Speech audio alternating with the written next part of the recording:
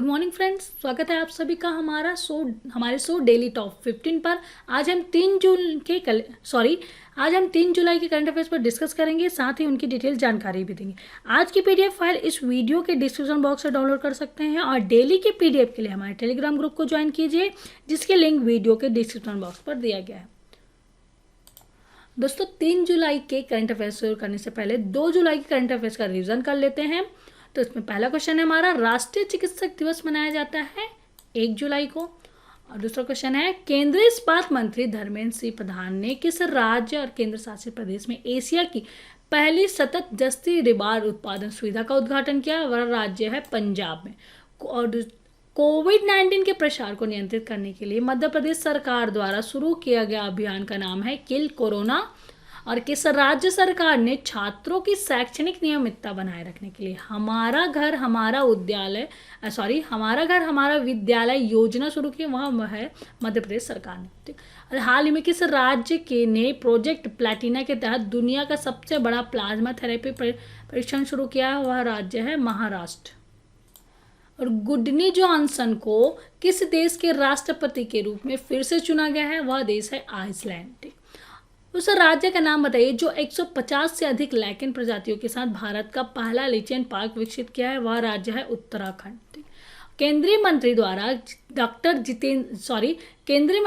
जितेंद्र सिंह ने आभासी मंच के माध्यम से जम्मू और कश्मीर में 2 महत्वपूर्ण सेतु देविका और पुनेजा का शुभारंभ किया।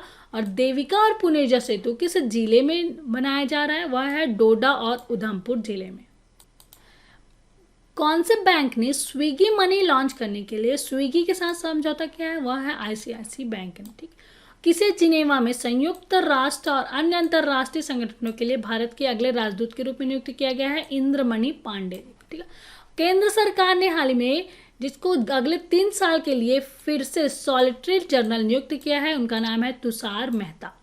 और अटॉर्नी जनरल के वेणुगोपाल का कार्यकाल 1 साल के लिए बढ़ा दिया गया है। ठीक। और इंग्लिश प्रीमियर लीग 2020 का खिताब सर्वाधिक अंकों के आधार पर किस क्लब ने जीता? लिवरपूल ने जीता। और किसने नाडा ऐप लॉन्च किया है जो एथलीटों को प्रतिबंधित पदार्थों के बारे में जानकारी प्रदान करता है? खेल मंत्री किरण रिजिजू ने। और लास्ट क्वेश्चन है, किस भारतीय अंपायर को सत्र 2020-21 के लिए अंतर्राष्ट्रीय क्रिकेट परिषद के अंपायरों के एलिट पैनल में शामिल किया गया है? नितिन मेनन को। तो दोस्तों, ये तो था 2 जुलाई के करंट अफेयर्स का रिवीजन। चलिए शुरू करते हैं डेली टॉप 15 क्वेश्चन 3 जुलाई के। आज का हमारा पहला क्वेश्चन है, विश्व यूएफओ दिवस कब मनाया जाता है? इसका आंसर है सी आंसर सही है हमारा 2 जुलाई को। विश्व यूएफओ दिवस को लोगों को एक साथ इकट्ठा करने और आसमान से अज्ञात तरीके से उड़ने वाले वस्तुओं के लिए आसमान को देखने के लिए एक जागरूकता दिवस है और इसे 2 जुलाई के दिन मनाया जाता है। इसका उद्देश्य यूएफओ के निस्संदेह अस्तित्व के बारे में जागरूकता बढ़ाना होता है। और दूसरा क्वेश्चन है हमारा, राष्ट्रीय डाक कर्मचारी दिवस कब मनाया जाता है? इसका आंसर है ए आंसर सही है हमारा 1 जुलाई को राष्ट्रीय डाक कर्मचारी दिवस मनाया जाता है। तो दोस्तों, राष्ट्रीय डाक कर्मचारी दिवस मनाया जाता है 1 जुलाई को और इसका उद्देश्य दुनिया भर में डाक कर्मचारियों द्वारा किए जाने वाली सेवा का सम्मान करना और उन्हें पुरस्कृत करना है। ठीक है। और इसके साथ ही बता दें कि भारतीय डाक विभाग 1 से 14 अक्टूबर तक को विश्व डाक सप्ताह के रूप में मनाया जाता है। ठीक है। भारतीय डाक विभाग के द्वारा 1 से 14 अक्टूबर तक विश्व डाक सप्ताह के रूप में मनाता है। और भारत में पहली बार वर्ष 1766 में डाक व्यवस्था की शुरुआत की गई। ठीक है। और भारत में एक विभाग के रूप में इसकी स्थापना हुई थी 1 अक्टूबर 1854 में। और इसके साथ ही वॉरेन हेंगस्टन ने कोलकाता में प्रथम डाक वर्ष 1774 में स्थापित किया। ठीक है। प्रथम डाकघर कोलकाता में स्थापित किया किसने? वॉरेन हेंगस्टन ने। और कोलकाता में 1774 में प्रथम डाकघर की स्थापना हुई थी। ठीक है। और इसके साथ ही बताते कि भारत में सन 1852 में पहली बार चिट्ठी पर डाक टिकट लगाने की शुरुआत हुई तथा महारानी विक्टोरिया का चित्र वाला डाक टिकट 1 अक्टूबर 1854 से जारी किया गया। और भारत में अब तक सबसे बड़ा डाक टिकट पूर्व प्रधानमंत्री राजीव गांधी का 20 अगस्त 1991 में जारी किया गया था। तो दोस्तों ये तो है डाक टिकट के बारे में। आप सारी चीज़ें याद रखिएगा। साथ ही राष्ट्रीय डाक कर्मचारी दिवस मनाया जाता है 1 जुलाई को। अगला क्वेश्चन है, हाल ही में सोशल मीडिया पर फेक न्यूज़ को रोकने हेतु किस वैश्विक संगठन के द्वारा वेरीफाइड और पॉज पहल की शुरुआत की गई? इसका आंसर है सी आंसर सही हमारा संयुक्त राष्ट्र के द्वारा। संयुक्त राष्ट्र के सूचना अभियान वेरीफाइड इनिशिएटिव की तरफ से एक नया संदेश है जिसमें दुनिया भर के लोगों को कहा गया है कि वो भावनात्मक रूप से भड़काऊ या गंभीर सामग्री को सोशल मीडिया शेयर करने से पहले गहराई से सोचें। और पॉज यानी ठहराव अभियान सोशल मीडिया दिवस के मौके पर जारी किया गया है। ठीक है, किसके द्वारा? वेरीफाइड और पॉज पहल की शुरुआत हुई संयुक्त राष्ट्र के द्वारा। अगला क्वेश्चन है हमारा, केंद्र सरकार ने हाल ही में कितने महीनों के लिए पूरे नागालैंड को आसान क्षेत्र घोषित किया है? इसका आंसर है ए आंसर सही है हमारा 6 महीनों के लिए। गृह मंत्रालय ने नागालैंड के हालात को देखते हुए अगले 6 महीनों के लिए यानी दिसंबर तक आसान क्षेत्र घोषित किया है। और इन हालातों को देखते हुए सशस्त्र बल विशेष शक्तियां अधिनियम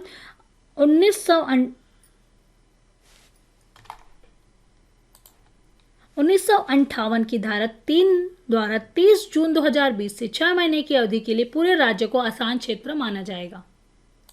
और साथ ही बता दें कि भारतीय संसद ने अफस्पा यानी arms force special power act 1958 को लागू किया है। यह एक फौजी कानून है जिसे आसान क्षेत्र में लागू किया जाता है।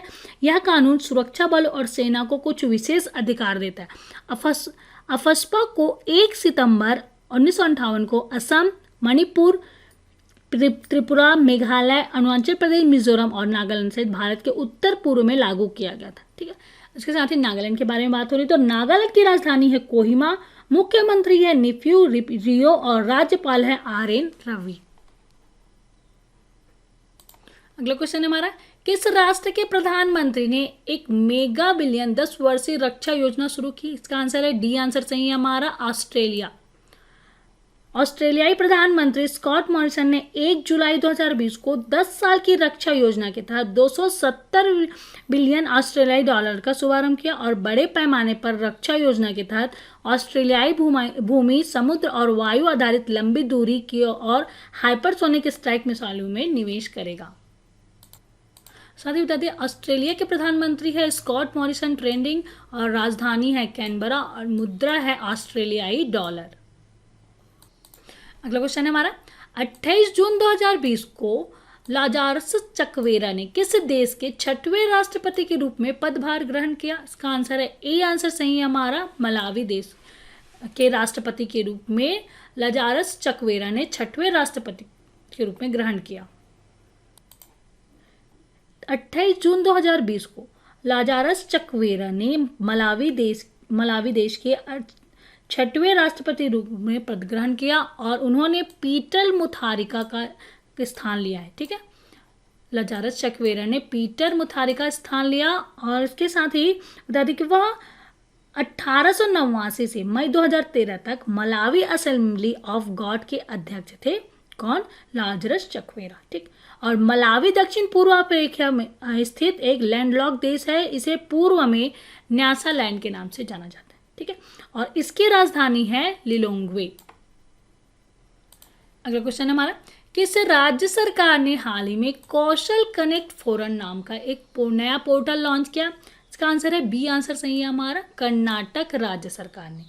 कर्नाटक सरकार ने हाल ही में कौशल कनेक्ट फोरम नाम का एक नया पोर्टल लॉन्च किया और यह पोर्टल नौकरी की तलाश करने वालों को एक मंच पर नियोक्ताओं के साथ जोड़ने का प्रयास है। यह रोजगार की तलाश करने वालों को उपलब्ध नौकरियों की जानकारी भी प्रदान करेगा। यह पोर्टल इसके अलावा नौकरी चाहने वाले और नियोक्ताओं के बीच के अंतर को कम करने का काम भी करेगा। कोई भी व्यक्ति अपनी योग्यता, कौशल ब्यौरा और अन्य जानकारी अपलोड करके कौशल कनेक्ट फोरम पोर्टल पर पंजीकरण कर सकता है। ठीक है,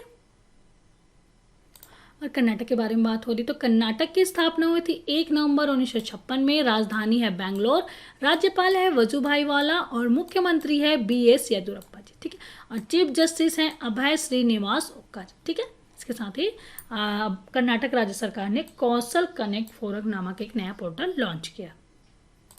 अगला क्वेश्चन है, किस राज्य ने कोविड-19 के कारण अपनी नौकरी गंवाने वाले विस्तारकों को रोजगार प्रदान करने के लिए एक परियोजना शुरू करने का निर्णय लिया? इसका आंसर है ए। आंसर सही है हमारा केरल राज्य सरकार ने। केरल सरकार ने कोविड-19 महामारी के कारण अपनी नौकरी खोने के बाद विदेश और अन्य राज्यों से लौटने वालों की क्षमता और अनुभव का लाभ उठाने के लिए ड्रीम केरला प्रोजेक्ट शुरू करने की घोषणा की है। और इस परियोजना का उद्देश्य प्रवासियों के पुनर्वास और राज्य के समग्र विकास है। ठीक है, और इसके साथ ही बता दें कि केरल की स्थापना हुई थी 1 नवंबर 1956 में। राजधानी तिरुवनंतपुरम। राज्यपाल है आरिफ मोहम्मद खान। मुख्यमंत्री है पिनाराई विजयन। ठीक है, और चीफ जस्टिस हैं एस मणि कुमार जी। अगला क्वेश्चन है, विश्व बैंक ने हाल ही में गंगा पुनरुद्धार कार्यक्रम के लिए कितने करोड़ डॉलर की सहायता राशि मंजूर की है? इसका आंसर है बी। आंसर सही है हमारा 40 करोड़ डॉलर के। विश्व बैंक ने सरकार के गंगा पुनरुद्धार कार्यक्रम के लिए अपने सहयोग का विस्तार किया और विश्व बैंक ने हाल ही में गंगा पुनरुद्धार कार्यक्रम के 40 करोड़ डॉलर यानी करीब 3000 करोड़ रुपए की सहायता मंजूर की। इससे गंगा नदी के प्रदूषण को कम करने में काफी मदद मिलेगा और विश्व बैंक की सहायता से नदी बेसिन के प्रबंध को मजबूत करने में मदद मिलेगी। नदी बेसिन के करीब 50 करोड़ लोग रहते हैं। और इसके साथ ही बता दें कि राष्ट्रीय गंगा नदी बेसिन परियोजना के वो विश्व बैंक के निदेशक मंडल ने 25 जून को मंजूरी दी है। इसके तहत सरकार के नमामि गंगे कार्यक्रम को समर्थन दिया जाएगा और दीर्घ अवधि में इसे नदी के प्रदूषण को कम करने में काफ़ी मदद मिलेगी। ठीक, और विश्व बैंक के बारे में बता देते हैं कि विश्व बैंक का मुख्यालय है वाशिंगटन DC। प्रेसिडेंट है डेविस मलपास। सदस्यता है 189 देश और उद्देश्य है आर्थिक विकास। अगला क्वेश्चन है, वरिष्ठ IAS अधिकारी संजय कुमार ने किस राज्य के नए मुख्य सचिव के रूप में पदभार ग्रहण किया? इसका आंसर है सी। आंसर सही है हमारा महाराष्ट्र राज्य के वरिष्ठ अधिकारी IAS अधिकारी संजय कुमार ने महाराष्ट्र के नए मुख्य सचिव के रूप में पदभार ग्रहण किया है। 30 जून 2020 को वरिष्ठ IAS अधिकारी संजय कुमार ने महाराष्ट्र राज्य के नए मुख्य सचिव के रूप में पदभार ग्रहण किया और इसके साथ ही इससे पूर्व वह आवास विभाग में अतिरिक्त सचिव पद पर कार्यरत थे। ठीक है, और संजय कुमार जी ने अजय मोहता का स्थान लिया है। ठीक है, और अजय मोहता को मुख्यमंत्री उद्धव ठाकरे का प्रधान सलाहकार नियुक्त किया गया। ठीक है, तो याद रखिएगा संजय कुमार को मुख्य सचिव नियुक्त किया गया है और इससे पूर्व वे आवास विभाग के अतिरिक्त सचिव थे और अजय मोहता का स्थान लिया है और अजय मोहता को अब मुख्यमंत्री उद्धव ठाकरे के प्रधान सलाहकार के रूप में नियुक्त किया गया है। अगला क्वेश्चन है, इंडियन ऑयल कॉर्पोरेशन लिमिटेड के अध्यक्ष का पदभार हाल ही में किसने संभाला? इसका आंसर है सी। आंसर सही है हमारा श्रीकांत माधव वैद्य ने।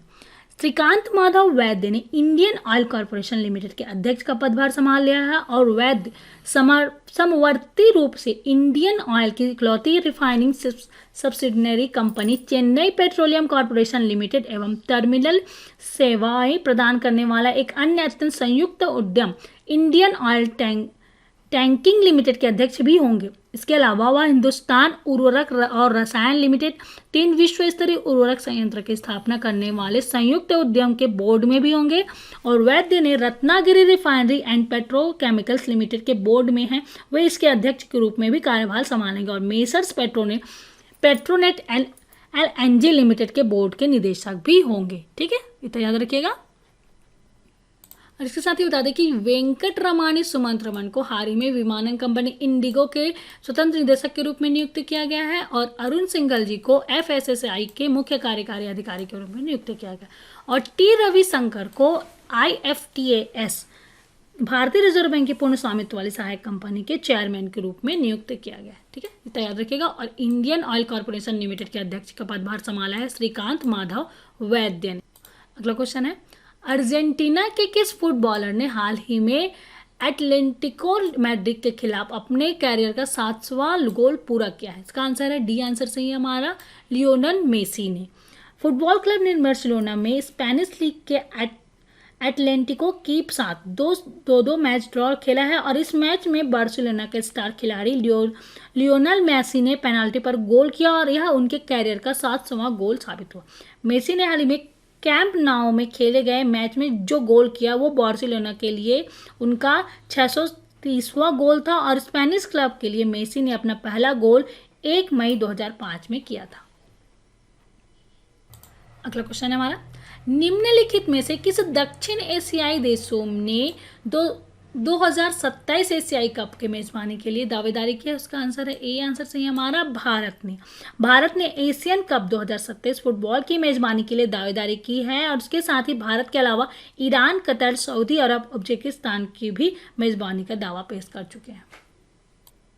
अगला क्वेश्चन है, हाल ही में भारतीय मूल के किन कृषि विशेषज्ञों को संयुक्त राष्ट्र द्वारा टिकाऊ खाद्य प्रणालियों के लिए सर्वश्रेष्ठ वैज्ञानिक साक्ष्य उपलब्ध करने वाले समूह में शामिल किया गया है? इसका आंसर है सी आंसर सही है हमारा, उपयुक्त दोनों। इसमें है प्रोफेसर रतन लाल और डॉक्टर उमा लेले को शामिल किया गया है संयुक्त राष्ट्र द्वारा टिकाऊ खाद्य प्रणालियों के लिए सर्वश्रेष्ठ वैज्ञानिक साक्ष्य उपलब्ध करने वाले समूह में। संयुक्त राष्ट्र 1 जुलाई भारतीय मूल के 2 प्रख्यात कृषि वैज्ञानिकों को एक अंतर्राष्ट्रीय वैज्ञानिक समूह के सदस्यों के तौर पर नामित किया है, जिस समूह का लक्ष्य है टिकाऊ खाद्य प्रणालियों के लिए सर्वश्रेष्ठ वैज्ञानिकों को साक्ष्य उपलब्ध कराना। और संयुक्त राष्ट्र प्रमुख एंटोनियो गुतरेश ने अगले साल वैश्विक खाद्य शिखर सम्मेलन में पहले इस समूह की स्थापना की। ठीक है, साथ ही बता दें प्रख्यात भारतीय अमेरिकी मृदा वैज्ञानिक रतन लाल को प्राकृतिक संसाधनों को सुरक्षित रखते हुए खाद्य उत्पादन को बढ़ाने के लिए मिट्टी केंद्रित पद्धति विकसित करने और उसे मुख्य धारा में शामिल करने के लिए पिछले महीने 2020 को विश्व खाद्य पुरस्कार से सम्मानित किया गया था। और वहीं लेले ऐसी पहली महिला बनी है जिन्हें कॉर्नेल विश्वविद्यालय द्वारा कृषि अर्थशास्त्र में PhD की उपाधि दी गई है, जिन्हें जुलाई 2018 में अंतर्राष्ट्रीय कृषि अर्थशास्त्रियों के संगठन का अध्यक्ष भी चुना गया है, डॉक्टर उमा लेले को। ठीक है, और हमारा लास्ट क्वेश्चन है, हाल ही में किस भारतीय लेखिका को उनकी कृति the great Indian tea and snacks के लिए कॉमनवेल्थ शॉर्ट स्टोरी प्राइज 2020 पुरस्कार प्रदान किया गया? इसका आंसर है बी आंसर सही है हमारा, कृतिका पांडे को। भारत में झारखंड की कृतिका पांडे को राष्ट्रमंडल 2020 का लघु कथा सम्मान दिया गया और 29 वर्षीय कृतिका को यह सम्मान the great Indian tea and snack कहानी के लिए मिला है। कृतिका को एक ऑनलाइन कार्यक्रम में इस सम्मान को नवाजा गया है। ठीक है, राष्ट्रमंडल लघु कथा पुरस्कार 2012 से अप्रकाशित सर्वश्रेष्ठ कहानियों के लिए दिया जाता है और यह पुरस्कार Asia, Pacific, Africa, Canada, Europe और कैरेबियन की 5 रीजन के विजेताओं को दिया जाता है और प्रत्येक विजेता को 2500 पाउंड मिलते हैं। तो दोस्तों ये तो था डेली टॉप 15 क्वेश्चन 3 जुलाई के। चलिए अब static GK based on current affairs के बारे में डिस्कस कर लेते हैं। इसमें पहला क्वेश्चन है हमारा, पाकिस्तान के संदर्भ में चर्चा में रहे फाइनेंशियल एक्शन टास्क फोर्स की स्थापना कब, किस उद्देश्य से और इसका मुख्यालय कहाँ है? फाइनेंशियल एक्शन टास्क फोर्स की स्थापना हुई थी 1989 में और इसका उद्देश्य है धन शोधन, सामूहिक विनाश के हथियारों के प्रसार और आतंकवाद के वित्त पोषण पर निगरानी हेतु इसकी स्थापना की गई थी और इसका मुख्यालय है पेरिस, फ्रांस में। और दूसरा क्वेश्चन है हमारा, चीन सीमा पर तैनाती से चर्चा में रहे आकाश मिसाइल की विशेषता क्या है और यह कितनी दूरी तक मार करने में सक्षम है? आकाश मिसाइल की विशेषता है सतह से हवा में मार करने में सक्षम सुपरसोनिक मिसाइल है और यह 30 किलोमीटर की दूरी तक मार करने में सक्षम है।